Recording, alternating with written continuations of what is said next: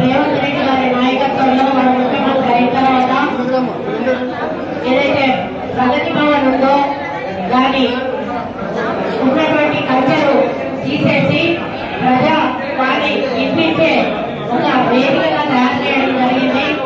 ప్రజావాణి పేరిట అక్కడ వేలాది నుంచి వచ్చి అప్లికేషన్స్ ఇచ్చి మారుమూల ప్రాంతాల నుంచి రావడం చూసి వారికి వాళ్ళని ఇబ్బంది పెట్టడం ఎందుకు, మనమే ప్రజల వద్దకు పోతే బాగుంటుందనేటువంటి ఆలోచనతోటి ఈ ప్రజాపాలన కార్యక్రమానికి శ్రీకారం చుట్టడం జరిగింది.